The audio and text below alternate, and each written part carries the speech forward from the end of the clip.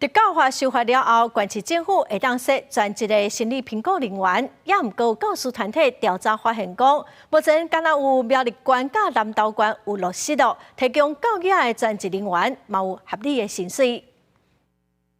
特殊教育老师除了上课，该利用下班时间来写学生的心理评估报告，来评估学生敢有需要接受特殊的教育，工课真无闲。为着要确实分工，避免老师过劳，8月初一开始实施特殊教育修正版本有写明，学校通增加专职审评人员来做评估作业。全高中有做一份调查，发现有确实落实规定，全部达到标准的只有南投甲苗栗。我们发现苗栗跟南投在整个专职。 这个特教专职还有各种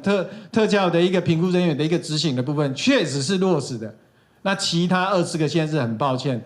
并没有完全去落实。各教师有针对兼职做审评人员的老师，会当摕到括号兼评估费，也是鉴定评估报告转写费。但是全高中指出，目前专职的审评人员骹手无够，多数拢是兼职的。不过经过全高中的调查发现，目前敢若6成的学校有确实提供费用给兼职的审评人员。全高中还有政府机关爱去监督各教师提供的经费到底用伫咧倒位。我们可以从我们调查数字上来看。 即使在国教署有补助的状况下，我们也大概仅有59%的一个